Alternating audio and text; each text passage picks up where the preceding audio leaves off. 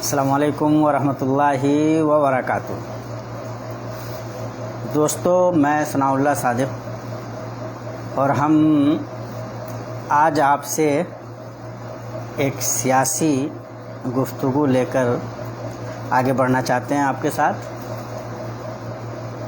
राहुल गांधी इन दिनों बिहार में हैं, उनकी यात्रा चल रही है, अधिकार यात्रा। एक एक हिंदुस्तानी का ये हक कि उसका वोट उसका हो और उसके वोट की चोरी ना हो सके, इस बुनियादी नारे और मिशन के साथ राहुल गांधी अभी बिहार की सरज़मीन पे हैं। मुख्तलिफ़ अज़ला का दौरा कर रहे हैं, डिस्ट्रिक्ट से गुज़र रहे हैं, लोगों से मिल रहे हैं, ज़मीन पे उतर रहे हैं और बहुत करीब से लोगों को जोड़ने में कामयाब हो रहे हैं। आम हालात में चूँकि नेशनल मीडिया का जो किरदार है वो हम तमाम लोगों को मालूम है। ये बात मालूम है कि ज़राए इब्लाग राहुल गांधी को हाईलाइट करने नहीं जा रहे हैं, उनकी किसी कोशिश को बहुत अच्छे फ्रेम में पेश करने नहीं जा रहे हैं। ये बात हमें मालूम है। ये बात मालूम है कि उनको ये हिदायत दी गई हुई है कि वो किस तरह से राहुल गांधी की शख्सियत को कमज़ोर करके या उनके किसी भी काम को छोटा करके दिखाएं। और आप अगर देखेंगे तो नेशनल मीडिया लगातार ये काम कर रहा है, लेकिन उसके बावजूद एक आदमी जो काफ़ी क़ुव्वत से खड़ा है और जो जेन्युइन इश्यूज़ हैं उन इश्यूज़ को लेकर के लोगों के पास जा रहा है, जो डेमोक्रेटिक सेटअप है मुल्क का उसको बचाने की कोशिश कर रहा है। और उसमें अब वो उस स्टेज पे पहुंच गया है जहां पे उसको इग्नोर नहीं किया जा सकता, जहां मुल्क के बड़े जहनों को ये लगने लगा है, बड़े इंटेलेक्चुअल्स को ये लगने लगा है कि ये आदमी इस काबिल है कि इसको मुल्क को लीड करना चाहिए। लीडर ऑफ द नेशन ऐसे आदमी को होना चाहिए जैसे राहुल गांधी हैं, जिस किस्म का कमिटमेंट है उनका, जिस किस्म की क़ुव्वत है उनके यहाँ और जिस किस्म की समझदारी है, जिस तरह के इश्यूज़ को वो समझ रहे हैं और इश्यूज़ को लेकर के जिस तरह का रिज़ॉल्व होना चाहिए, उनको हल करने को लेकर के जिस किस्म की का अज़्म और अज़ीमत चाहिए, वो राहुल गांधी के यहाँ देखने को मिल रही है।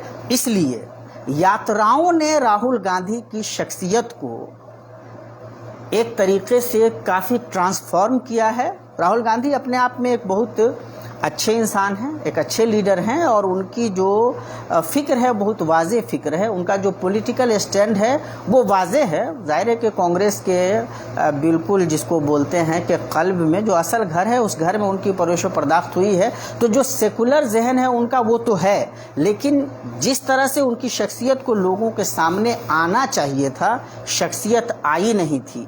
यात्राओं ने राहुल गांधी को ये भी मौका दिया कि वो लोगों को जान सकें, ठीक सकें, उनके मसाइल को जान सकें और साथ ही साथ लोगों के लिए भी ये रास्ता खुला कि वो राहुल गांधी को जान सकें। राहुल गांधी का एक बड़ा और मजबूत तस्वुर ये है कि 2024 के इलेक्शन में उनको जिस किस्म का रिस्पॉन्स मिला लोगों की तरफ से, उस किस्म का रिज़ल्ट उनको नहीं मिला।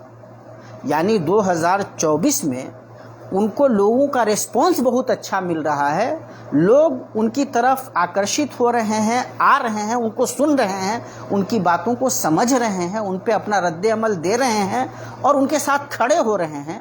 लेकिन जब इलेक्शन का रिज़ल्ट आता है तो ये सारी चीज़ें रिज़ल्ट में कन्वर्ट नहीं हो रही। ये जो उनका एक इस नतीजे पे जब वो पहुँचे, उनका जो ये जहन बना, तो उसको उन्होंने देखने की कोशिश की, जांचने की कोशिश की कि प्रॉब्लम कहाँ पे है। फिर वो उस नतीजे पे पहुँचे जब उन्होंने बाज़ाब्ता प्रेस कॉन्फ्रेंस करके पूरे देश को बताया कि क्या हो रहा है। फिर वोट चोरी का इल्ज़ाम इलेक्शन कमीशन पे उन्होंने भारी गंभीर आरोप लगाए और बीजेपी तो चूँकि सत्ता में है तो जाहिर है कि उस पर तो ये आरोप आना ही है। भारी गंभीर आरोप लगाए। उसके बाद एक मुद्दत के बाद इलेक्शन कमीशन ने जब इस इशू को एड्रेस करने की कोशिश की तो चीफ इलेक्शन कमिश्नर का जो तरीक़ा था जवाब देने का वो बहरहाल किसी संवैधानिक पद पे रहने वाले आदमी का नहीं था। लोगों ने नोट किया कि आप एक पॉलिटिकल अपोनेंट के तौर पे किसी चीज़ को ले रहे हैं और उस तरह से उसका जवाब दे रहे हैं। जो भाषा आप इस्तेमाल कर रहे हैं वो भाषा एक आईनी इदारे के किसी मनसबदार के लिए मुनासिब नहीं है। फिर जो बुनियादी सवालात थे उन सवालात को आपने टच नहीं किया, आप घुमा फिरा करके निकल गए। तो देश के लोगों में जो सवाल था वो सवाल रह गया। अच्छा, ये एक पॉलिटिकल पार्टी का तो मसला है कि भाई अगर वो जीत रही थी तो हार गई, कोई सीट अगर वो जीत रही थी और वो हार गई, ये एक पॉलिटिकल पार्टी का मसला है और उसको इस मसले को रेस करना चाहिए, ये उसकी जिम्मेदारी है। लेकिन उससे बड़ा मसला एक पूरे डेमोक्रेटिक सेटअप के लिए है, पूरे मुल्क के लिए है। भाई हम डेमोक्रेटिक सेटअप में, लोकतंत्र में, यही लोकतंत्र की खूबी है, यही जमहूरियत की असास है, बुनियाद है, यही उसकी रूह है, यही उसकी खूबसूरती है और यही उसकी बुनियाद है कि आदमी, आम आदमी अपने वोट के ज़रिए अपना हुक्मरान मुंतखब करता है। वो किसी को एमएलए बनाता है, किसी को एमपी बनाता है, किसी को बनाता है, किसी को उतारता है। ये अधिकार कॉन्स्टिट्यूशन ने, आइन ने उसको दिया है। इसी संवैधानिक अधिकार के तहत वो वोट भी करता है और इसी से कोई एक आदमी कभी उतरता है और कभी कोई कुर्सी पे चढ़ता है। अगर ये अधिकार न हो तो जाहिर है कि जो एक मर्तबा बन जाएगा बना रहेगा, वरना फिर मोदी जी को ये मौका कैसे मिलता कि वो देश के प्रधानमंत्री बन सकें। वो किसी पॉलिटिकल घराने से तो नहीं आ रहे थे, उनके आबाओ अजदाद की तो ये विरासत थी नहीं। इसका मतलब यह है कि ये जो अधिकार है, अगर इसी अधिकार पे कहीं से भी, इस हक पे कहीं से भी किसी भी किस्म का सवाल अगर खड़ा हो रहा है तो ये एक पूरे नेशन के लिए, उसके पूरे डेमोक्रेटिक सेटअप पे सवाल है। और ये जिम्मेदारी थी इलेक्शन कमीशन की कि इसको बहुत सदाकत से, बहुत शफाफियत से आगे आकर के इसका जवाब दे और क्लियर करे कि जो क्लाउड है एयर में वो दुरुस्त नहीं है। अगर गलत एतराज़ात किए गए हैं तो दलाइल की रोशनी में ये बतावे। आप कहते हैं कि आप एफिडेविट दीजिए, आपने पहले ये सवालात क्यों खड़े नहीं किए, ये अच्छी बात नहीं है। भाई आप पे हमारा भरोसा है, देश के एक एक सिटीजन का, एक एक शहरी का भरोसा है और इस भरोसे को कायम रखना, डेमोक्रेटिक सेटअप को बचाने के लिए इस भरोसे को कायम रखना आपकी जिम्मेदारी है और ये आपके हाथ में है, ये आपको करना पड़ेगा। अगर आम आदमी का ये अधिकार अगर मारा नहीं भी जा रहा है, लेकिन उसका अगर ये यकीन टूटता है तो ये डेमोक्रेटिक सेटअप के लिए बहुत ख़तरनाक बात है, एक एक फर्द के लिए। इसलिए अब जब आप बिहार में आइए और राहुल गांधी जी को ज़मीन पे देखिए, लोगों का रिस्पॉन्स देखिए, लोग जिस तेज़ी से उनकी तरफ आ रहे हैं, तो आपको समझ में आएगा कि इस सवाल को इतनी आसानी से नकारा नहीं जा सकता है। सच्ची बात यह है कि अभी नेशनल लेवल पे राहुल गांधी जी जिस तरह से सामने आए हैं और इश्यूज़ को उन्होंने जिस तरह से टैकल किया है, जिस करेजियस वे में उन्होंने चीज़ों को रखा है, उनको दाद देना चाहिए। और बिहार में अगर आप देखिएगा, ट्रेडिशनली अगर पिछले 25-30 सालों को जहन में रखिए, बल्कि उससे भी ज़्यादा 35-40 साल को अगर जहन में रखिए, तो बिहार में कांग्रेस की जो ज़मीन है वो बहुत मजबूत नहीं है। ज़माना हुआ बिहार से, मतलब आउट हुए पावर से कांग्रेस को, लेकिन जो रिस्पॉन्स राहुल गांधी को मिल रहा है, जिस तरह से राहुल गांधी की आवाज़ पे लोग लब्बैक कह रहे हैं, ऐसा लगता है कि जैसे एक एक युवा की ये आवाज़ है। तो इसको बहुत गंभीरता से लेने की ज़रूरत है। जो लोग संवैधानिक पदों पे बैठे हुए हैं वो ऐसे आसानी से इग्नोर नहीं कर सकते। और अगर ये मामला इस तरह से जाता है कि लोगों का विश्वास टूटता है, तो ये बड़ी ख़तरनाक बात होगी। ये किसी भी जाविये से देश के फेवर में नहीं है। जो लोग ज़मीन पे उनके साथ उतर रहे हैं, पॉलिटिकल पार्टीज़ को समझ में नहीं आ रहा है कि रिस्पॉन्ड किस तरह से करें। इस पूरे मामले में प्रशांत किशोर साहब का जो रद्द अमल आया है वो बड़ा मतलब दिलचस्प भी है और उनके अंदर की जो परेशानी है, उनके अंदर का जो खौफ है, उसको दर्शाता है। बेचारे बिहार में वो भी पदयात्रा पे उतरे थे, बिहार का उन्होंने जायज़ा लेने की कोशिश की, अपने आप को लोगों के सामने पेश किया, लेकिन उनको किसी तरह का कोई उस तरह का रिस्पॉन्स मिला नहीं।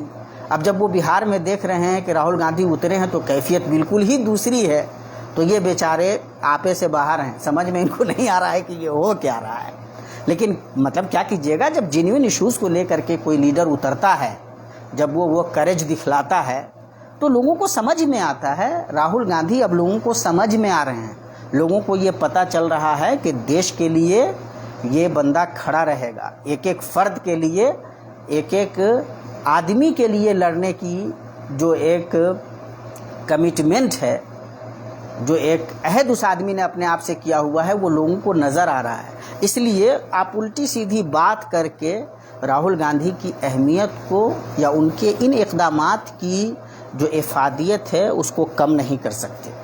हमें क्या करना चाहिए, ये बात बार बार आती है जब हम कोई बात रखते हैं तो बहुत सारे सवालात तो करते हैं। और कांग्रेस की ख़ास तौर से जो एक लंबी तारीख़ है, आज़ादी देश को कांग्रेस की कोशिशों से मिली, कांग्रेस ने लीड किया भारत की आज़ादी को भी, बड़ी मुद्दत तक कांग्रेस ने देश पे राज भी किया। 70 साल की मुद्दत जाहिर है कि थोड़े बहुत निकाल दीजिए तो उन्होंने राज भी किया है, तो बड़ी मुद्दत होती है। इसमें उन्होंने गलतियां भी बड़ी बड़ी की हैं, ऐसा नहीं है कि मतलब उनको दूध का धुला कहा जा सकता है। लेकिन ओवरऑल जो एक सेटअप होता है, डेमोक्रेटिक सेटअप होता है, एक जगह होती है एक बड़ी सी, जिसमें कहीं ना कहीं हर आदमी के लिए कुछ ना कुछ होता है।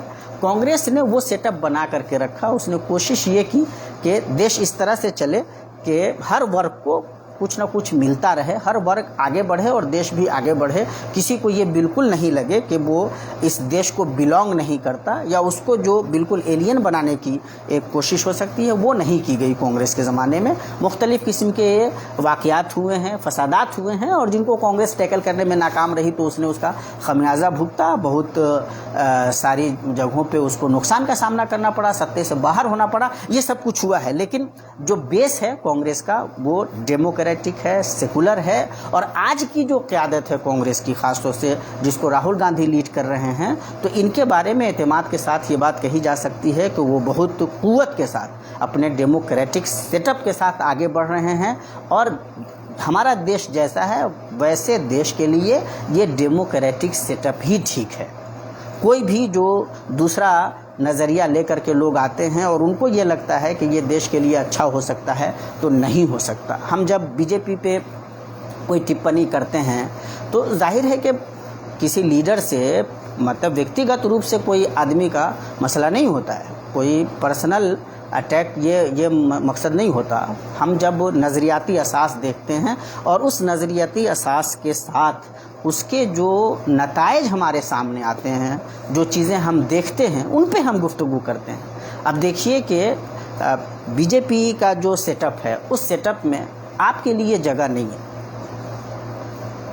आपको ज़ाहिर ताज्जुब होना चाहिए, इतना बड़ा मुल्क है, इस मुल्क की कम से कम 15% की आबादी मुसलमानों की है। कई सारी अलायंस पार्टियां हैं बीजेपी के साथ, लेकिन इतनी बड़ी पार्टी में अलायंस की हुकूमत चल रही है, लेकिन कहीं पे कोई मुसलमान नहीं है। 15% की आबादी है, कहीं कोई मुसलमान नहीं है। कांग्रेस मुक्त भारत का नारा दिया था बीजेपी ने, तो कांग्रेस मुक्त भारत तो वो हुआ नहीं और नहीं हो सकता है। और आप जान लीजिए कि आने वाला वक्त फिर से कांग्रेस का है, वापस आ रही है कांग्रेस हुकूमत में। अब जो मिजाज है वो बदल चुका है और बीजेपी के इक़्तिदार वालों को ये समझ में आ गया है कि उनके पाँव के नीचे से ज़मीन उखड़ रही है, फिसल रही है। राहुल गांधी आ रहे हैं, कांग्रेस वापस आ रही। तो जो नारा इन्होंने दिया था कि कांग्रेस मुक्त भारत, वो तो नहीं हो रहा है, लेकिन मुसलमान मुक्त भारत का जो ज़हन था उनका, उस पे उन्होंने काम ज़रूर किया है। हमारे प्राइम मिनिस्टर हैं मोदी जी, लाल किले से भी जब वो तकरीर करते हैं तो आरएसएस की खूबियां बयान करते हैं, जिस आरएसएस का देश को आज़ाद कराने में बाज़ाब्ता कोई रोल नहीं, बाज़ाब्ता कोई रोल नहीं, बल्कि इल्ज़ाम यह है कि उन्होंने ब्रिटिश के साथ मिल करके काम किया है। जिनको पर इल्ज़ाम ये भी है कि जिन लोगों ने गांधी जी की हत्या की, कहीं न कहीं वो उनके सिंपैथाइज़र थे। मोदी जी उस स्टेज से उस ऑर्गेनाइजेशन की तारीफ़ करते हैं जिस ऑर्गेनाइजेशन के नज़रियाती असास में आइडियोलॉजिकल जो बेस है उस ऑर्गेनाइजेशन का, उसमें किसी दूसरे के लिए, उनके अलावा लोगों के लिए जगह नहीं है, किसी दूसरे धर्म के मानने वाले लोगों के लिए जगह नहीं है। एक डेमोक्रेटिक सेकुलर मुल्क का वज़ीर आज़म एक ऐसे ऑर्गेनाइजेशन की इस तरह से प्रशंसा करता है जिसका नेशन बिल्डिंग में बाज़ाब्ता कोई किरदार इस तरह से साबित नहीं किया जा सकता है, जिसने ज़माने तक, मुद्दत तक मुल्क के झंडे को स्वीकार नहीं किया, उसको सलामी नहीं दी। ये बड़ा सवाल है और यहाँ से चीज़ों को आप देख सकते हैं। उसी जगह से वज़ीर आज़म एक और सवाल भी उठाते हैं घुसपैठिए का, इन्फिल्ट्रेटर्स का। लोग आ जाते हैं, कहाँ से आते हैं? जबकि पिछले 11 सालों से आप हुकूमत चला रहे हैं, गृह मंत्रालय आपके पास है, आप अगवा हैं इस पूरी हुकूमत के, कायद आप हैं। अगर कोई आ रहा है तो ये जिम्मेदारी किसकी है? आप क्यों नहीं रोक पा रहे हैं? लेकिन इसको एक मुद्दा बना करके, और पर्टिकुलर एक कम्युनिटी है, जाहिर है कि जब आप हिंदुस्तान को देखिएगा, जो सरहदें मिलती हैं, और अगर असम को टारगेट किया जाए, जब बंगाल को टारगेट किया जाए, बिहार के उन अज़ला को टारगेट किया जाए जो बंगाल से जुड़ते हैं, तो आप समझ सकते हैं आसानी से कि वज़ीर आज़म कहना क्या चाहते हैं और उनके इस पूरे मतलब मौक़िफ़ का, उनकी पूरी तकरीर का जो लुब्बे लबाब है वो क्या है। मेरा अपना जो ऑब्ज़र्वेशन है वो ये है कि जब वो फंसते हैं, जब वज़ीर आज़म फंसते हैं, मुल्की मामलात में फंसते हैं, अपोजिशन जब उन पे भारी होने लगे और जब उनको लगता है कि अब कोई राह नहीं बची, तो वो अपने नज़रियाती असास की तरफ, उसी तंगनाई की तरफ वापस जाते हैं। उनको पता है कि वो जो डिवाइड एंड रूल का फार्मूला था ब्रिटिश का, वो उनके लिए काम करता है। और जाहिर है कि हिंदुस्तान में मुसलमान एक कमज़ोर तबका ऐसा आसानी से मिलता है उनको, जिसको वो टारगेट करके अपने नरेशन को आगे बढ़ाते हैं और उसमें उनको कामयाबी मिलती रही है। अब तक वो इस मामले में काफ़ी कामयाब रहे हैं। महसूस ऐसा होता है कि अब लेकिन शायद ये चल नहीं पाए। अपोजिशन पहले ईवीएम का इशू उठाती थी और उसको लेकर के हंगामा इतना होने के बावजूद इस तरह की फ़ज़ा नहीं बन पाई जिस तरह की फ़ज़ा ये वोटर अधिकार यात्रा को लेकर के, या राहुल गांधी जी के इस कॉन्फ्रेंस के बाद, प्रेस कॉन्फ्रेंस के बाद जिस तरह की फ़ज़ा बन गई है। एक एक हिंदुस्तानी को जो ये लगने लगा है कि उसके साथ धोखा हो रहा है, वोट की चोरी हो रही है। इलेक्शन कमीशन को जिस तरह से इस पूरे इश्यू को टैकल करना चाहिए उस तरह से इलेक्शन कमीशन टैकल नहीं कर पा रहा है। राजदीप सरदेसाई का आज मैं एक ट्वीट पढ़ रहा था और उन्होंने एक पार्टिकुलर हलके के एक मामले को हाईलाइट किया है एक उम्मीदवार के हवाले से। तो ये सारी चीज़ें अब वहाँ उस तरफ पहुँच रही हैं जिस तरफ शायद गवर्नमेंट के लिए आसान नहीं होगा कि इस सैलाब पे बंद बांध सके। राहुल गांधी बिहार में जब ज़मीन पे हैं, और इससे पहले वो पूरे हिंदुस्तान का दौरा कर चुके हैं, लोगों से मिल चुके हैं। लोग शुरू में जिस तरह की बातें कर रहे थे कि अरे ये कड़ाके की सर्दी चल रही है, ये बंदा रुक नहीं पाएगा और दिस और डैट है, और उस आदमी ने अपने डिटर्मिनेशन से, अपने करेजियस स्टेप से जो दुनिया को दिखलाया, वो उसने बतला दिया है कि उसको आप जिस तरह से पप्पू बना रहे थे वो पप्पू वप्पू है नहीं, अंदर का बहुत इंटेलेक्चुअली बहुत साउंड है और बहुत करेजियस है, डरने वरने वाला नहीं है। अपने थॉट प्रोसेस में वो आदमी बिल्कुल चट्टान है और अपने फिजिकल अपीयरेंस में 56 इंच का सीना तो नहीं है लेकिन अंदर से मजबूत है, सामने रहेगा, पीठ दिखाने वाला आदमी नहीं है। और यही शायद वो चीज़ें थी जिसको कांग्रेस मिस कर रही थी, और वो चीज़ वापस से एक बंदे ने अपने इस पूरे रवैये से, अपने इस पूरे इक़दाम से एक पूरा समझ लीजिए कि एक पूरी फ़ज़ा बदल करके रख दी है। अगर मैं देख पाऊँ या मैं अगर देख पा रहा हूँ तो मुझे लगता है कि बहुत कुछ बदल गया है। ज़मीन अब वो नहीं रही जो आज से कुछ साल पहले थी। अब ज़मीन वो है जो अभी जो है वैसी नहीं रहेगी, कुछ और तरफ भी जा रही है। इसलिए इस डेमोक्रेटिक आवाज़ को मजबूत करने की कोशिश करनी चाहिए। मैं अक्सर ये कहता हूँ कि भाई गलतियाँ इंसानों से होती हैं, ऑर्गेनाइजेशन से भी होती हैं, हुकूमतों से भी होती हैं, लेकिन अगर कोई एक अच्छे जाविये के साथ आगे बढ़ रहा है और आपका तजर्बा दूसरों के मुकाबले में उसके साथ ज़्यादा अच्छा रहा है, फिर इसको अच्छे से समझिए। लोग आम तौर पे जब कभी बात कीजिए कि भाई आइए इसकी तरफ, इसको मजबूत कीजिए, तो लोग उसकी खामियां, जो कमियां रही हैं, वो इस तरह से गिनाना शुरू करते जैसे उसके साथ रहते हुए कभी कोई भलाई नहीं हुई हो। तो ये भाई बीजेपी लगातार कांग्रेस पे मुस्लिम अपीजमेंट का इल्ज़ाम लगाती रही है। बीजेपी लगातार इस ज़माने में आकर के, आप अगर देखिएगा कि बीजेपी ने, आरएसएस ने अगर कांग्रेस पे हमला किया है तो उस हमले की बुनियाद जो है ना, वो उनकी नज़र में मुस्लिम प्रेम है। वो इस तरह से पेश करते हैं कांग्रेस को जैसे ये मुसलमानों की पार्टी हो। ये बहुत कमाल की बात है। मुसलमानों का जो वो तबका है जो इस नज़रिए से सोचता है, उसको लगता है कि ये कट्टरवादी हिंदुओं की पार्टी है, और पूरी बीजेपी, आरएसएस कांग्रेस को इस तरह से पेश करती है कि ये बस मुसलमानों की पार्टी है। इसलिए आप देख लीजिए, पिछले चंद सालों को सामने रखिए और बीजेपी ने जो कांग्रेस पे हमले किए हैं, उन हमलों में आप देख लीजिए, आपको ये बयानिया बहुत क्लियर नज़र आएगा। और जब आप कांग्रेस के बारे में बात कीजिए तो वो तबका जो अलहदगी पसंद सियासत का हामिल है, वो इसी किस्म का एतराज़ करता है। उसको लगता है कि कांग्रेस ने कभी मुसलमानों के लिए कुछ नहीं किया और जितने मसाइल हैं मुसलमानों के हिंदुस्तान में, वो सब कांग्रेस की देन है। और वो उसको इस तरह से हाईलाइट करते हैं कि जैसे पिछले 10 सालों से हमारे साथ बहुत कुछ अच्छा हो रहा है, हमने बहुत तरक्कियां कर ली हैं, हमारे सामने मामला बहुत अच्छे हो गए, हमारे घरों पे कोई बुलडोज़र नहीं चला है, हमारे वक्त पे कोई तलवार नहीं लटक रही है, हमारे पर्सनल लॉ को लेकर के कोई मसला नहीं हुआ है, हमें बोलने की मुकम्मल आज़ादी है, हुकूमत हम चला रहे हैं, कैबिनेट मिनिस्टर हम हैं, मिनिस्टर ऑफ स्टेट हम हैं, पूरे देश में हम ही छाए हुए हैं, हमें हर तरह की आज़ादी है, नमाज़ पढ़ने पर हमें किसी तरह से नहीं टारगेट किया गया है। यानी हमारे वजीफ़े, तालीमी वजीफ़े बंद नहीं किए गए, हमारे लिए बहुत सारी यूनिवर्सिटियाँ खोल दी गई हैं, कॉलेजेस बनाए गए हैं,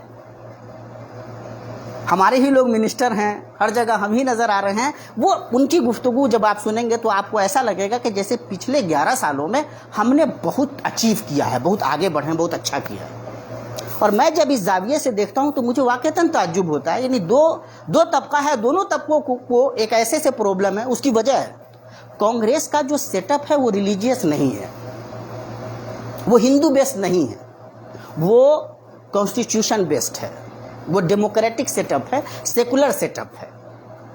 और अंदरूने खाना ताकत की रस्साकशी चलती है, वहाँ कभी कोई तबका हावी होता है, कभी कोई दूसरा तबका हावी होता है। इसलिए जब जो आरएसएस माइंडेड लोग कभी आरएसएस कांग्रेस पे हावी हुए तो उनके जो असरात हो सकते हैं वो नज़र आए हैं, और इससे कोई अक्लमंद इनकार नहीं करेगा। लेकिन जब कभी सोशलिस्ट टाइप के लोग, नेहरू जैसे लोग, नैयर जैसे लोग अगर हावी हुए तो उनके भी अच्छे असरात नज़र आए हैं। आज की डेट में कांग्रेस की जो क़यादत है, प्रियंका गांधी, राहुल गांधी और इन जैसे लोगों को आप देखिए तो आपको समझ में आएगा कि जो सोशलिस्ट नज़रिया था कांग्रेस का, डेमोक्रेटिक सेकुलर सोशलिस्ट, वो अभी हावी है, मजबूत है और आगे बढ़ रहा है और देश के लिए बहुत अच्छा होने का इम्कान है। तो आप जब कंपेयर करने जाते हैं, भाई मैंने ये तहरीर लिखी भी थी कि बीजेपी के नज़रियाती असास में मुसलमानों के लिए कोई जगह नहीं है, दूसरे लोगों के लिए भी जगह नहीं है, दलितों के लिए जगह नहीं है, पिछड़े वर्ग के वालों के लिए जगह नहीं है। एक बहुत ही दूसरा माइंडसेट है, आरएसएस का एक ख़ास माइंडसेट है, एक बहुत ही कन्फाइंड, बहुत ही नैरो माइंडेड रिलीजियस एक थॉट प्रोसेस है, जिसमें दूसरों के लिए, माइनॉरिटीज़ के लिए जगह नहीं है, लोअर कास्ट के लोगों के लिए जगह नहीं है। देश को एक ख़ास नज़रियाती असास देने की बात है। डेमोक्रेटिक सेटअप को ख़त्म करके जब वो आइन पे हमला करते हैं या कहते हैं बदल देना चाहिए संविधान को, तो आपको क्या लगता है ये आसान बात है? या वो बदलने की बाज़ाब्ता कोशिश करते हैं, आपको क्या लगता है कि ये आसान बात है? अभी अगर आप पिछले 11 सालों को नज़र में रखेंगे तो आप इसको किस नज़र से देखते हैं? जहाँ जहाँ मुसलमान नाम का कोई शहर है बदल दिया जाता है। देश अगर एक डेमोक्रेटिक सेकुलर देश है तो नाम कोई किसी भी तरह का हो सकता है, उसमें क्या प्रॉब्लम हो सकती है? क्यों निसाब तालीम से मुस्लिम रूल को निकाला जाता है कि उसको नहीं पढ़ाया जाएगा? मुग़ल रूल को, अकबर जैसा जो इतना सेकुलर था, लादीन मानते हैं मुसलमान उसको उस तक को निकाल दिया जाता है। जो तहजीबी अनासिर हैं हमारी पूरी तारीख़ में, मुसलमानों के जो तहजीबी अनासिर रहे हैं, आपके जो मज़ाहिर हैं, जो सिविलाइजेशनल इम्पैक्ट्स आपने डाले हैं, जो कल्चरल इम्पैक्ट हमने डाले हैं, देश को देश बनाने में हमने जो किरदार अदा किया है, हर तरह से उसको ख़त्म करने की कोशिश करते हैं ये लोग। आपका कोई भी असर, आपकी कोई भी पहचान, आपका कोई भी वजूद मुल्क में नहीं रहना चाहिए, आप कहीं नज़र नहीं आवे। आप हों, जी रहे हों डरते हुए, घबराते हुए, ये नज़रिया है। डरा हुआ मुसलमान, घबराया हुआ मुसलमान, पंक्चर साफ़ करता हुआ मुसलमान, जैसे वो कहते हैं पंक्चर बनाने वाला। और वो आप यकीन जान लें किसी हमदर्दी में नहीं कहते हैं, हमदर्दी में कहने वाला कोई भी लीडर तालीमी वजीफ़ा बंद नहीं करेगा। हमदर्दी में बात करने वाला आदमी, उसकी ऑर्गेनाइजेशन से जुड़ा हुआ आदमी यूपीएससी में अच्छा करने पे मुसलमानों पे सवाल नहीं खड़ा करेगा कि ये क्यों आगे बढ़ रहे हैं। उसको खुशी होगी कि मैन स्ट्रीम से मुसलमान जुड़ रहा है। तो जब हम ये बात करते हैं, आपको ये समझना पड़ेगा, दो अलग अलग सेटअप है। आरएसएस बीजेपी का एक सेटअप है बज़ाब्ता, उस सेटअप में आपके लिए भाई जगह ही नहीं है यार। आपकी तहजीब के लिए जगह नहीं है, आपके दीन ईमान के लिए जगह नहीं है। और वो अपने सलीके से, पढ़े लिखे हैं उनके लोग भी, और हम किसी धोखे में ना रहें, बहुत मुख्तलिफ किस्म के ट्रिक ला करके, मुख्तलिफ किस्म की चीज़ें पेश करके। आपको क्या लगता है, आप वक्फ वाले मामले में बीजेपी की पूरी स्ट्रेटजी देख लीजिए। एक तरफ वो दूसरी दुनिया को ये बताना चाहते हैं कि वो मुसलमानों के अपलिफ्टमेंट के लिए ये कर रहे हैं, लेकिन हमारे बिरादरान वतन को, हमारे हिंदू भाइयों को वो ये बताते हैं कि हम इनसे, इन्होंने दौलत हमारी ली हुई थी, मुल्क की दौलत ली हुई थी, अब हम मुल्क को वापस कर रहे हैं, छीन रहे हैं। जबकि आप उस पूरे मौजू को जब ठीक से देखेंगे तो आपको समझ में आ जाएगा कि बात ये नहीं है। CAA NRC को लेकर के जो मामला सामने आया, आपको क्या लगता है उसका कोई दूसरा उद्देश्य था? वाक़ईतन वो मतलब हमारे जो गैर मुस्लिम भाई हैं, हिंदू भाई हैं, मज़हब इस्लाम के अलावा मानने वाले, दूसरे मज़हब के मानने वाले भाइयों के लिए हमदर्दी थी दिल में, इसलिए वो लाया गया। आप धोखे में हैं। आपको अगर वज़ीर दाखिला के ट्वीट याद होंगे जो बाद में उन्होंने डिलीट किए, जब हमने आपने एहतजाज किया तब, और जब इस इशू को बाज़ाब्ता एक इंटरनेशनल इशू बनने का मौका मिल गया, मजबूर हुए वो डिलीट करने पे, वरना जो उनकी जो मंशा थी और जिसके लिए वो कोशिश कर रहे थे, जो उद्देश्य था उनका, वो बहुत क्लियर था। समीकरण वाला जुमला याद होगा लोगों को, और उन्होंने जो बातें कही थी उस मौके से, जो तरतीब सिखाई थी, पहले ये करेंगे, फिर ये करेंगे और फिर ये करेंगे। तो आपसे जब हम ये बात करते हैं तो ज़मीन पे उतरिए, सच्चाइयों को देखिए और तब कंपेयर कीजिए। बिहार में अभी जो सूरत हाल पैदा हो रही है, मेरी नज़र अगर ख़ता नहीं कर रही हो तो लिख लीजिए कि बहुत कुछ अच्छा होने वाला है, ये सेटअप चेंज होने वाला है, और आपके पास मौका है कि आप भी अपना किरदार अच्छे तरीके से अदा कीजिए। डरते क्यों हैं? प्रोसेस का हिस्सा बनिए। अच्छा होने वाला, उस अच्छा होने का जो ये सफ़र है, उस सफ़र का हिस्सा बनिए। आपका देश है। डरना और घबराने से मसला हल नहीं होता है। अच्छे चेंज लाने के लिए कोई बढ़ रहा हो तो उसका साथ देना चाहिए, उसके साथ आना चाहिए। उस अच्छे चेंज में हमारी भी हिस्सेदारी होनी चाहिए, हमारी भी शराकतदारी होनी चाहिए, उसकी ज़रूरत है। एक मरहले में आपको ये बताने की ज़रूरत है, समझने की भी ज़रूरत है और समझाने की भी ज़रूरत है कि ये देश आपका है। पूरा हल्ला हंगामा होता रहता है पॉलिटिकल स्टेज पे, सब कुछ चलता रहता है। कुछ लोग हमें ये समझाते हैं कि भाई चलने दो, आपको मतलब नहीं होना चाहिए। क्यों नहीं मतलब होना चाहिए? जो भी कोई पॉलिसी बनेगी उसका डायरेक्ट इम्पैक्ट आपकी लाइफ पे आएगा। आपका घर है, आपका घर कैसे चलेगा ये आपको तय करना चाहिए, उसमें अपनी हिस्सेदारी डालनी चाहिए। बहुत कुछ अच्छा होने वाला है। हमारा जब ये यकीन है कि ये एक अच्छी कोशिश है तो उस कोशिश को मजबूत करने की कोशिश करनी चाहिए। आइए, आपको लगता है कि भाई बीजेपी के बारे में ये बात करनी तो बहुत आसान है। हम जब कहते हैं कि जो अलायंस पार्टियां हैं बीजेपी के साथ, जो अपने आप को सेकुलर भी कहती हैं, वो भी हमारे मुद्दों पे हमारे साथ खड़ी हो पाती है क्या? हमारे मुद्दों का मतलब क्या है? लोग बहुत सारी चीज़ों को गुडमुड कर देते हैं। भाई अच्छा रास्ता बने, ये देश की ज़रूरत है, बनना चाहिए। अब अगर वो आरजेडी बनावेगी तब या जदयू बनावे तब अच्छा रास्ता सबके काम आएगा। एजुकेशन सिस्टम अगर अच्छा हो तो आरजेडी करे तब या जदयू करे तब सबको काम आएगा और आना चाहिए। और जो लोग सत्ता में आवे उनकी जिम्मेदारी है कि काम करें, देश को आगे बढ़ावें।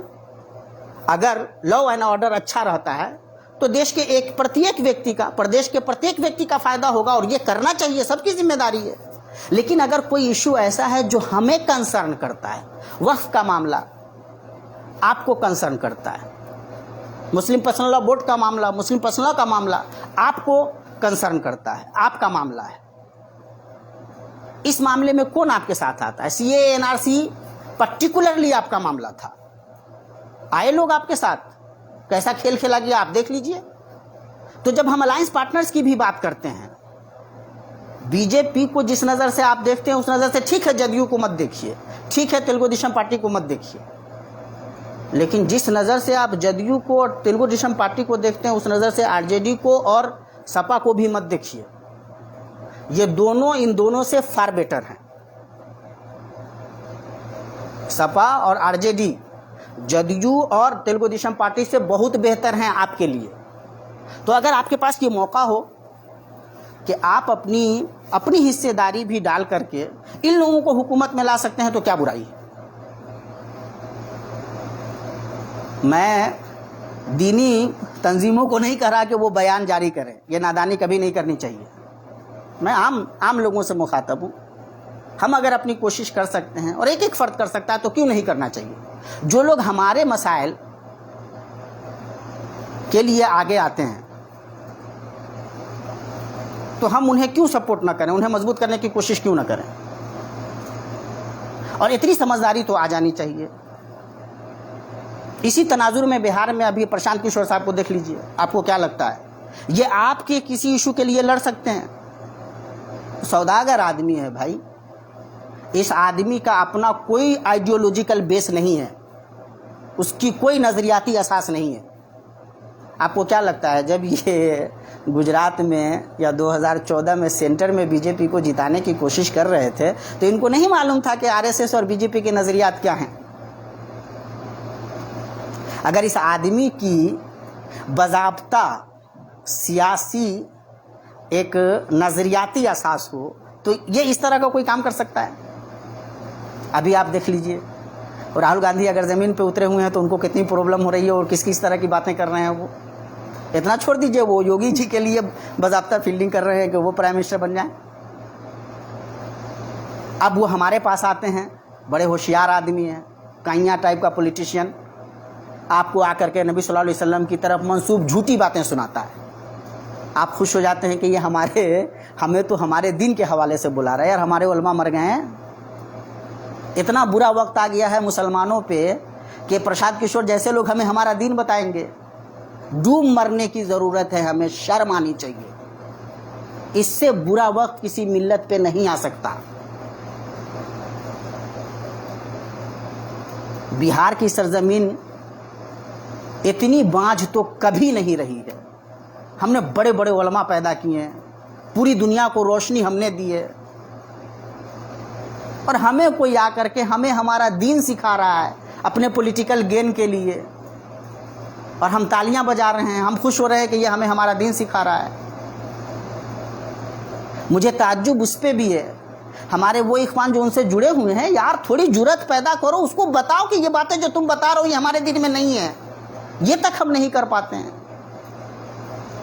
आपको क्या लगता है उसने कुछ स्टडी किया इस्लाम के बारे में? अगर थोड़ा बहुत भी सीरियस होता ना बंदा तो थोड़ा सा पढ़ लेता, फिर वो जानता कि हम वो जो कह रहे हैं वो है भी या नहीं है। कहीं सुन लिया होगा, उसको मालूम है कि इसी तरह की गुफ्तगू करेंगे लोग खुश हो जाएंगे। मैं आपको बताता हूं, अगर ये अल्टरनेट है तो इसको बेटर अल्टरनेट होना चाहिए।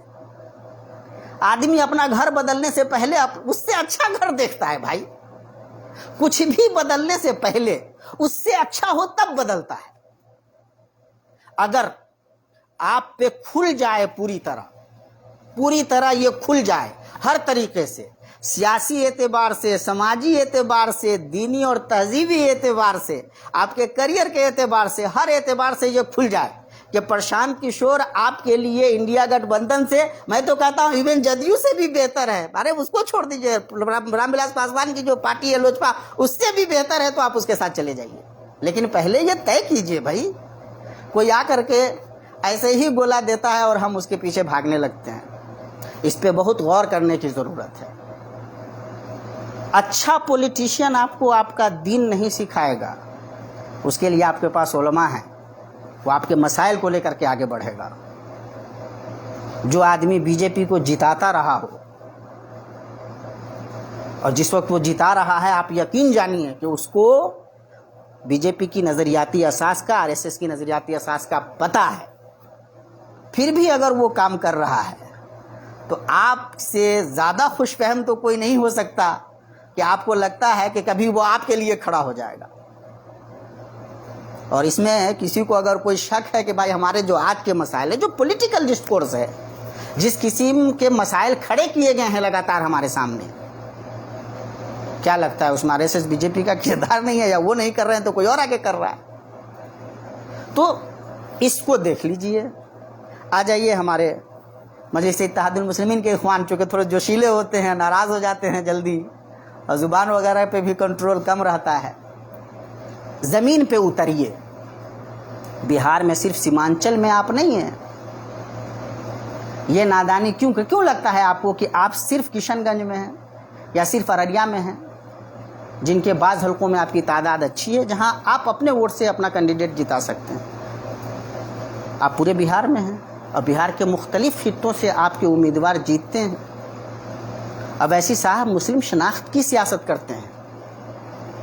इस शनाख्त की सियासत के साथ कोई डेमोक्रेटिक पार्टी, मिसाल के तौर पर आप कांग्रेस को लीजिए, लोग हंगामा करते हैं कि उनको क्यों उसमें नहीं लेते, कांग्रेस क्यों उनको अलायंस में नहीं ले लेती। कांग्रेस अगर आपको अपना नहीं मानती तो उनको ले लेती। आरजेडी अगर आपको अपना न माने तो उनको ले ले, मान ले कि आप वो मुसलमानों की आवाज़ हैं।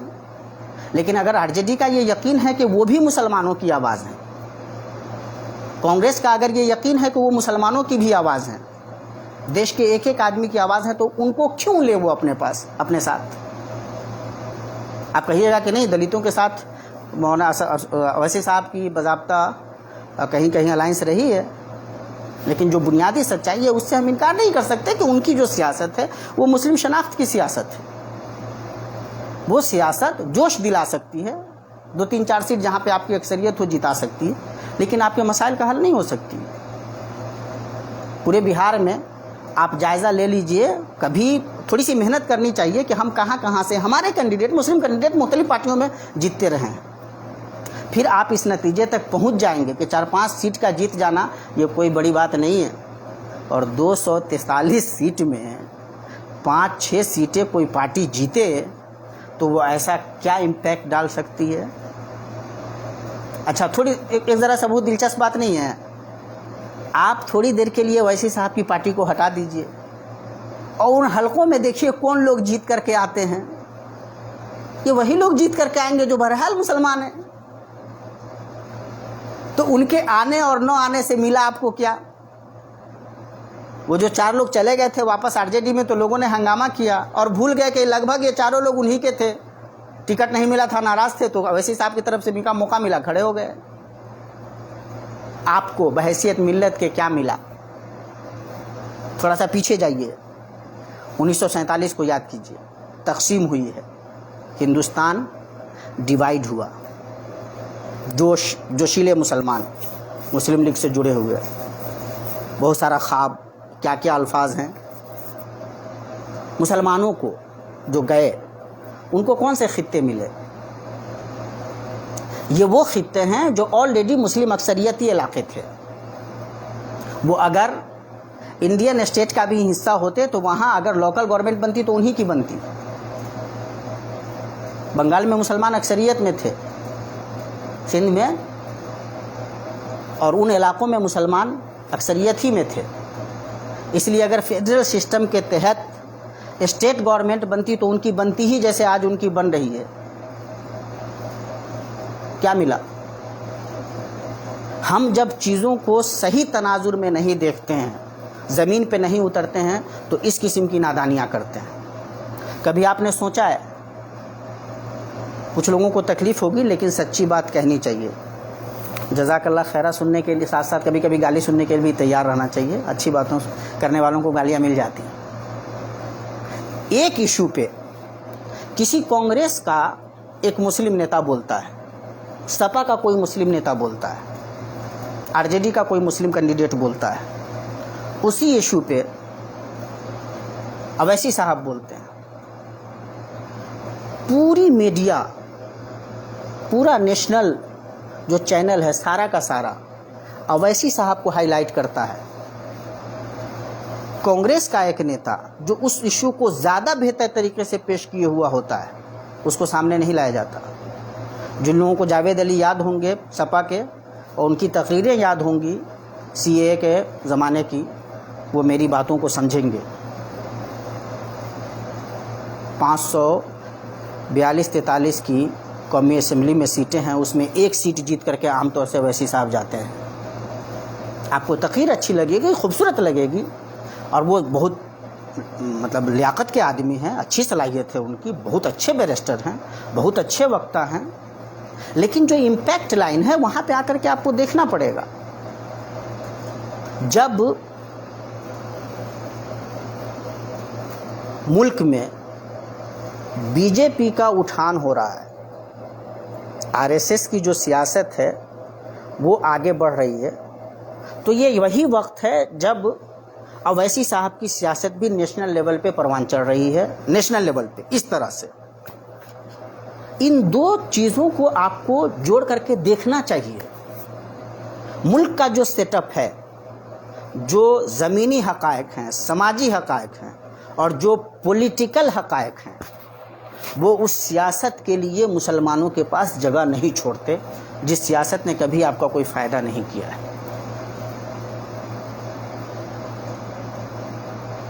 अलहदगी पसंद सियासत में तकरीर के लिए बहुत जगह है, बहुत ज़ोरदार तकरीर की जा सकती है, जैसे अवैसी साहब कर लेते हैं। जिन लोगों को मालूम होगा उनको ये भी मालूम होगा कि अवैसी साहब के छोटे भाई ने उस तरह की तकरीर की थी जिस तरह की तकरीर के लिए आम तौर से परवीन तोगड़िया, एक ज़माने में अशोक सिंघल और उनसे जुड़े हुए लोग बदनाम रहे हैं। उस पर चर्चा नहीं होती। कभी ये गौर कीजिए कि उस तरह की बयानबाजी के साथ किसी दूसरी पॉलिटिकल पार्टी का बंदा होता तो वो कहाँ होता। इतना सॉफ्ट हैंड क्यों है? इन मौज़ूआत को इस सच्चाई से देखने की क्यों ज़रूरत होती है? वो इसलिए कि सियासत सिर्फ जोश का नाम नहीं है। जिस ज़माने में मौलाना अबुल कलाम आज़ाद थे और कांग्रेस को लीड कर रहे थे, मौलाना 1923 में भी कांग्रेस के सदर थे और 1938-39 से 1946 तक भी कांग्रेस के सदर थे। जब मुल्क सबसे नाजुक मरहले से गुजर रहा था तब भी मौलाना आज़ाद कांग्रेस के सदर थे और बड़ी गालियाँ सुनी अच्छे मुसलमानों से जो अपने आप को बहुत दीनदार समझते थे। मुफस्सिर कुरान, अपने वक्त का सबसे बड़ा आलिम, बड़ी गालियाँ सुनी उन्होंने। उसकी एक बड़ी वजह यह थी कि जिस चीज़ को ईमानदारी से समझा कि मुसलमानों के फेवर में है, उसको बहुत सलीके से पेश करते रहे। मैंने मौलाना आज़ाद पे काम किया है, उनको पढ़ने की कोशिश की। जब आप मौलाना आज़ाद की ज़िंदगी को पढ़ेंगे तो आज़ादी से पहले वो आदमी कांग्रेस का सदर 2 मरतबा, सबसे कम उम्र सदर मौलाना आज़ाद रहे। 1923 में जब बने थे तो 35 साल के थे। 1939 से लेकर के 1946 तक जब मुल्क सबसे नाजुक मरहले से गुजर रहा है तब वो सदर हैं। उनका अपना एक बड़ा मकाम है। बल्कि राजेंद्र प्रसाद कहते थे कि भाई हम गांधी जी के पास जाते हैं तो हम लोग एक शिष्य की तरह जाते हैं और मौलाना आज़ाद उनसे बिल्कुल बराबरी की सतह पे बात करते हैं। ये मौलाना आज़ाद का अपना मकाम था। लेकिन आज़ादी के बाद अगर देखिएगा, जब मुल्क तकसीम हो चुका है, बढ़ चुका है मुल्क, मौलाना आज़ाद पेशे मंज़र में नहीं हैं, पसे मंज़र में। उनको ये पता चल गया हुआ है कि अब वो ड्राइविंग सीट पे नहीं है। और आज़ाद हिंदुस्तान में जो डेमोक्रेटिक सेटअप है उसमें मुसलमानों के लिए इस तरह से ड्राइविंग सीट पे बैठना आसान नहीं होगा। इसलिए इस जोश में तो आप आ सकते हैं कि भाई मुसलमान कभी क्यों इस मुल्क का प्राइम मिनिस्टर नहीं बन सकता है, बनेगा, दिस है डेट है। जोश की हद तक बहुत अच्छा है। ज़मीनी सच्चाई में जब आप आइएगा, ज़मीन पे उतरिएगा, तो ये आसान नहीं होगा। इल्ला ये कि कभी कोई ऑर्गेनाइजेशन इतनी मजबूत हो जाए कि वो बना ले जाए, जैसे बिहार में कभी अब्दुल गफूर साहब सीएम बन गए थे, कांग्रेस के लीडर थे, कांग्रेस अपने उस पूरे कुव्वत में थी तो बना लिया, वो भी ज़्यादा लंबा नहीं रह पाए। पस मंज़र में मौलाना जाते हैं और मौलाना की कोशिश होती है कि जो लोग ज़्यादा मजबूत हैं अपने सेकुलर थॉट में, अपने इस अक़ीदे में, उनको मजबूत किया जाए। जैसे मौलाना को ये लगता था कि नेहरू बहुत ही ईमानदार हैं अपने नज़रियात के मामले में, और अगर ये मजबूत रहेंगे तो मुल्क को अच्छी असास पे रखेंगे, मजबूत असास पे, डेमोक्रेटिक सोशल बुनियाद होगी, बेस होगी, और उससे तमाम लोगों का फ़ायदा होगा। तो मौलाना आज़ाद की जो बात की सियासत है, आज़ादी के बाद की जो सियासत है, मुल्क को अच्छी नींव देने में वो नेहरू को मजबूत करने की कोशिश करते हैं। वज़ीर तालीमात हैं और बड़ा किरदार है मौलाना का, बड़ी अच्छी नींव डाली है उन्होंने, तालीमी नींव बहुत अच्छी डाली है, और इस हवाले से कभी कभी तकलीफ़ होती है जब उनको उनका जायज़ मकाम नहीं मिलता। ये एक दूसरा रुख है। लेकिन आज़ादी के बाद मौलाना और इंडिया मीन्स फ्रीडम जिन लोगों ने पढ़ी है वो इस नतीजे तक पहुंच सकते हैं, वो ज़्यादा कोशिश ये करते हैं कि जो लोग अच्छे नज़रिए के हैं, डेमोक्रेटिक सेटअप पे बिलीव करते हैं, जो इस सोशलिज़म को समझते हैं और सेकुलरिज़म को समझते हैं और समझते हैं कि मुल्क के तमाम तबकों को आगे बढ़ाने के लिए क्या असास होनी चाहिए, उनको मजबूत करने की कोशिश करते हैं, नेहरू को मजबूत करने की कोशिश करते हैं। ये उनका सोचा समझा हुआ डिसीज़न है, और आप देख लीजिए कि लगभग उस सियासत पे ज़माने तक मुसलमान चलते रहे। हमारे लिए ड्राइविंग सीट नहीं है, लेकिन हम ये बेहतर तरीके से तय कर सकते हैं कि हम किन के साथ ज़्यादा अच्छा सफ़र कर सकते हैं, कौन सफ़र करते हुए हमारा भी ख्याल रखेंगे, कौन हमें वेलन बना करके बकिया लोगों को खुश करने की बदमाशी नहीं करेंगे। जो लोग कहते थे कि ये अपीजमेंट करते हैं, आप उनको देखिए कि उन्होंने आपके साथ हश्र क्या किया। आप इल्ज़ामात पहले लोगों को भी लगा सकते हैं, लेकिन पहले लोगों के साथ जब आप चल रहे थे तब की सूरत हाल को और आज की सूरत हाल को आप कंपेयर करके देखेंगे या नहीं देखेंगे।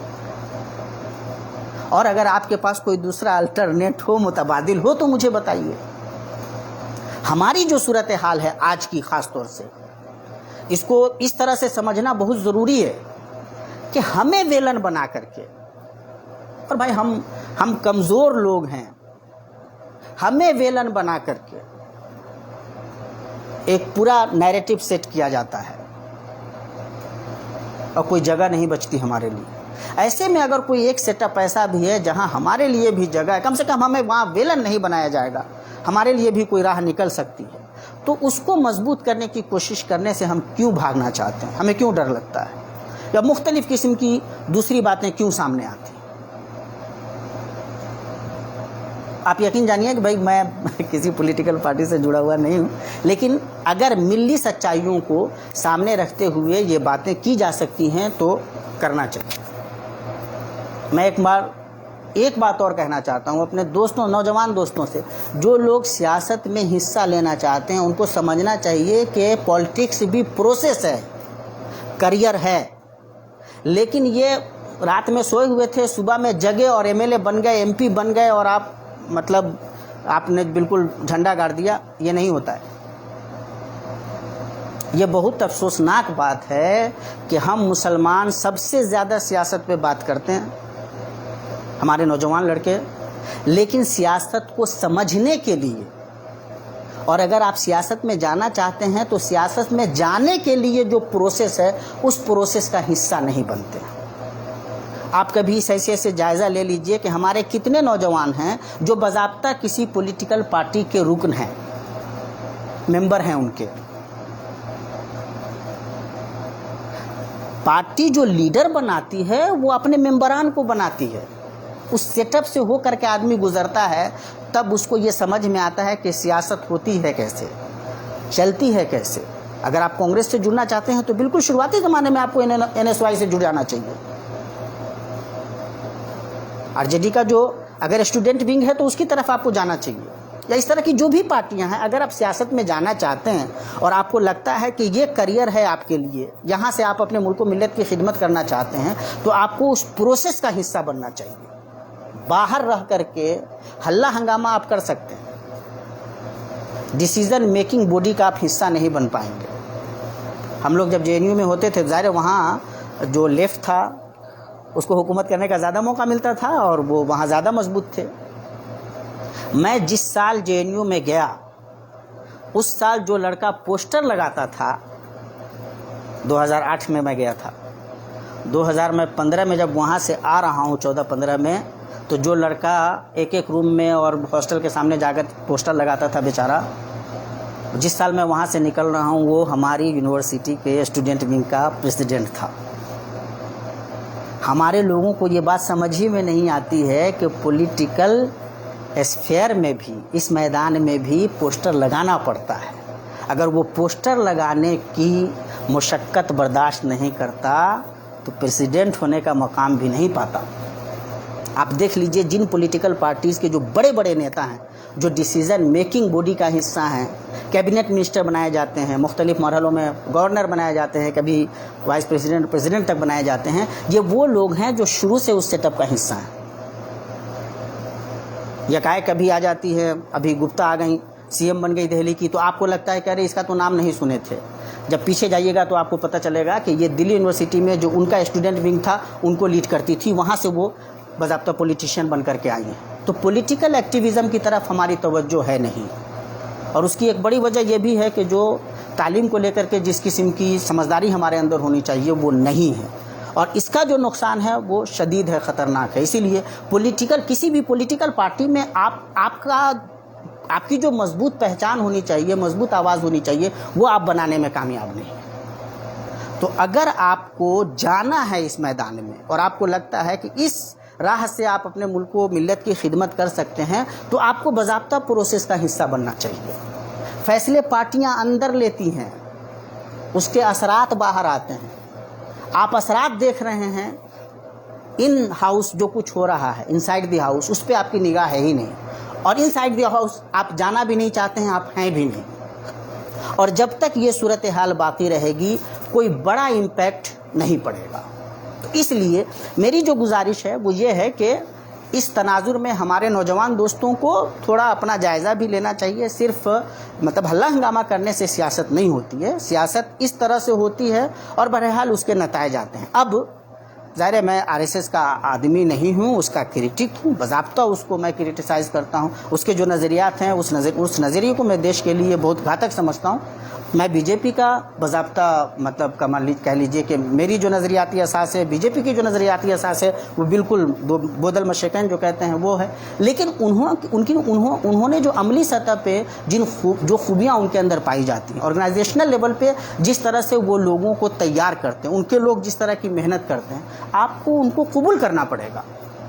ऑर्गेनाइजेशनल लेवल पे वो जिस तरह से स्ट्रॉन्ग हैं, वो जब कोई अपना कोई संदेश देते हैं तो वो संदेश किस तरह से एक एक फर्द तक पहुंच जाता है। तो इसको हम अपने तौर पे किस तरह से डेवलप कर सकते हैं, इस सिलसिले में हमारी क्या जिम्मेदारी बनती है। किसी ज़माने में मजलिस मुशावरत बनी थी, क्या मालूम अब वो किस साल में है। कभी कभी सिर्फ वो क्या कहते हैं, कोई अखबारी बयान आ जाता है या कुछ ऐसा, कभी पता चला कि उलमा इकट्ठे हो गए थे, बैठे थे, उससे ज़्यादा तो कुछ समझ में नहीं आता।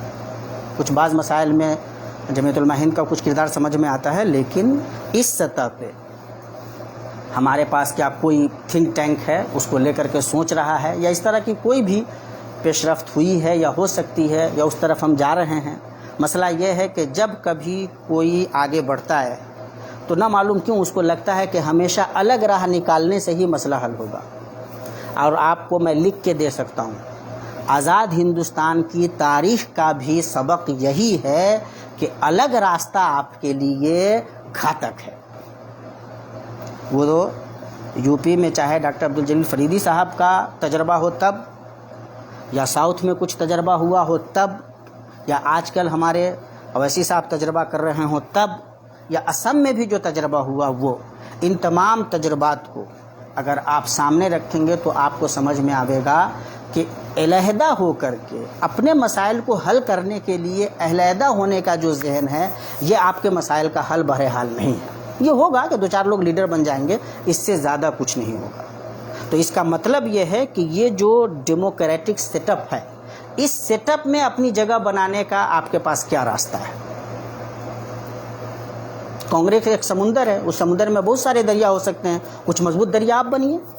आरजेडी एक बड़ी पार्टी है, उस पार्टी में बहुत सारे लोग होंगे, उन बहुत सारे लोगों में आप भी रहिए। जो लोग वहाँ बाज़ाब्ता अपना इन्फ्लुएंस डालते हैं, उनमें जाने की कोशिश कीजिए। इसी तरह की जो दूसरी रीजनल पार्टियाँ हैं, अगर आप बंगाल में हैं, मिसाल के तौर पर वहाँ की जो लेफ्ट है या तृणमूल कांग्रेस हैं, या और मुख्तलिफ सतहों पर जहाँ जहाँ जिस तरह की जो पार्टियाँ हैं, तो उन पार्टियों के डिसीज़न बॉडी में जो डिसीज़न लेने वाले जो लोग हैं, उनमें अगर आप नहीं हैं, और उनमें ज़ाहिर है कि ये मैंने जैसे बताया, ये एक रात का खेल नहीं है।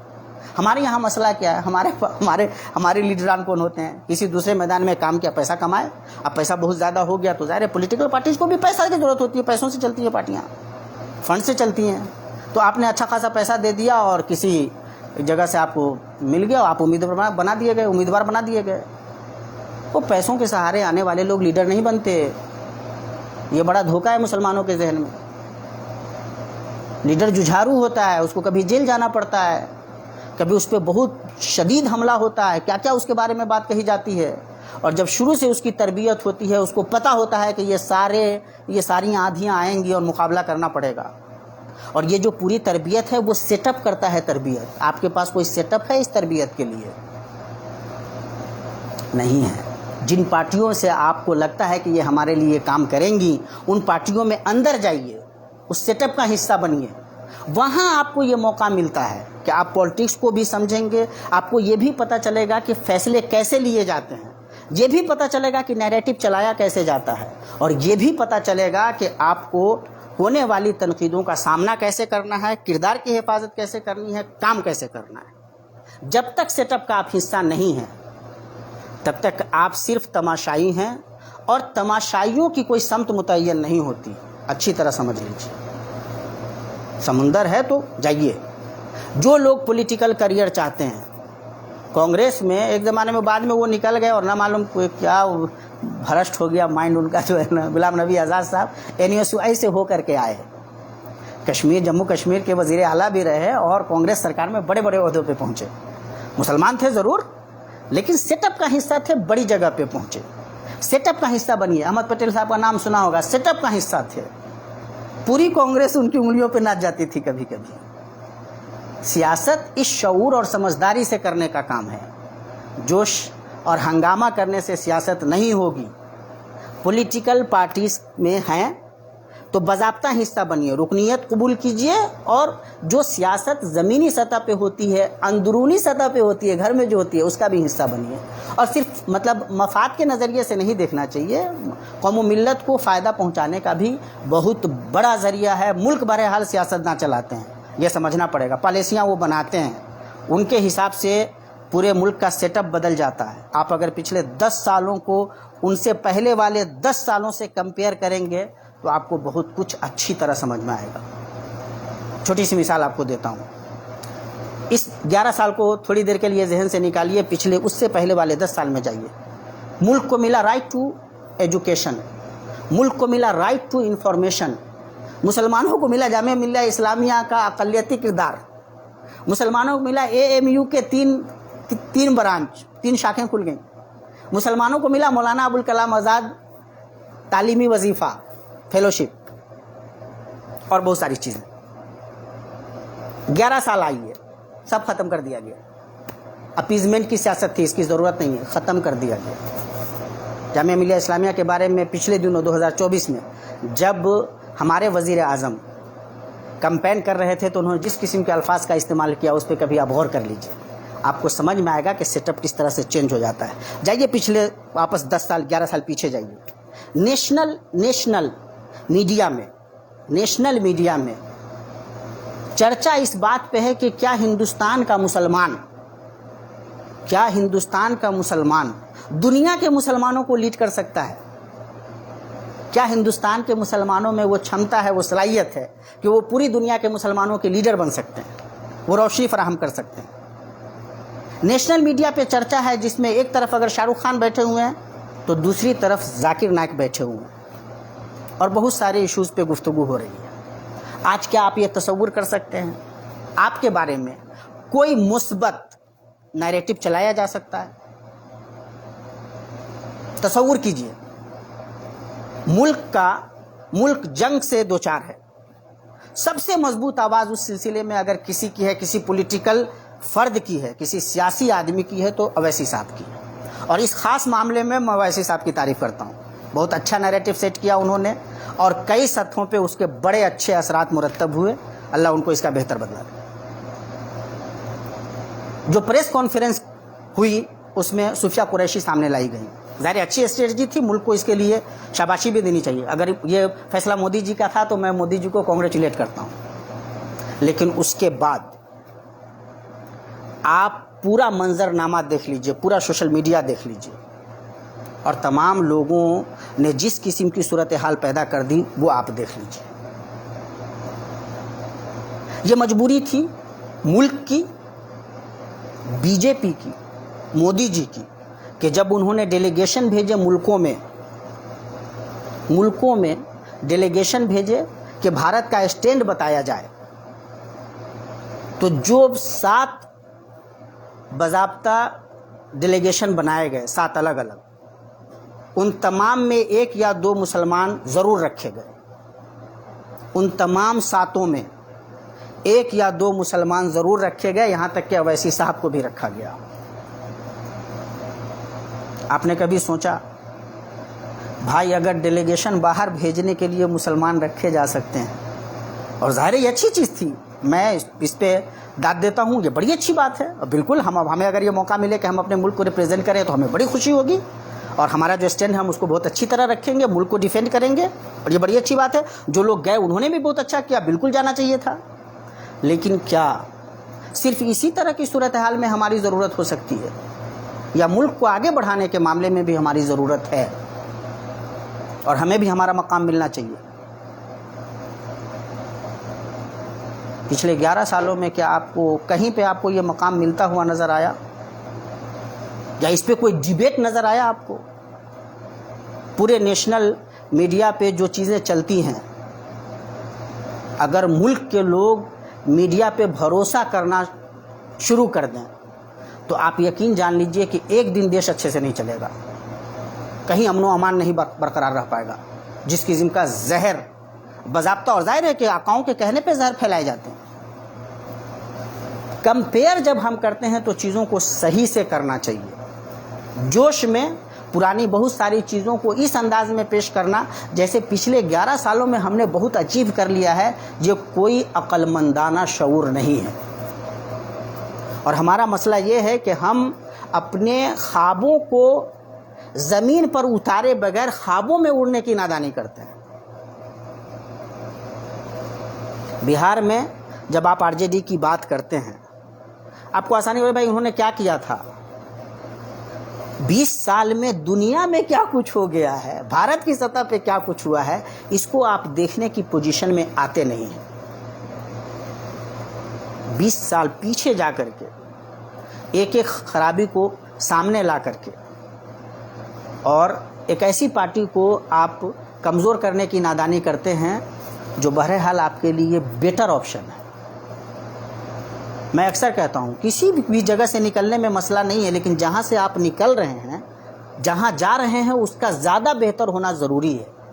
ये तय ज़रूर कीजिए कि जिसको छोड़ करके जिस किसी तीसरे की तरफ जा रहे हैं वो तीसरा ज़्यादा अच्छा ऑप्शन आपके लिए है या नहीं। गुफ्तगू को अगर रैप अप करूँ तो अभी राहुल गांधी बिहार में हैं, एक अच्छे सिद्धांत के साथ मेहनत कर रहे हैं, लोग उनको कबूल कर रहे हैं, हम करें ना करें लोग कर रहे हैं। नेशनल लेवल पे जो डिबेट का मिजाज जो है नेशन का, वो कहीं ना कहीं चेंज हो रहा है, सूरत हाल बदल रही है और उसका जो इम्पैक्ट है, जो असर है, वो नज़र आएगा।